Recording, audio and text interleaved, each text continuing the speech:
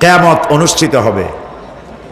সেই কিয়ামতের দিন দুটি ভাগ হবে, এক ভাগ যাবে জাহান্নামে আর এক ভাগ যাবে জান্নাতে। এখন এই জাহান্নামটা কি ধরনের হবে?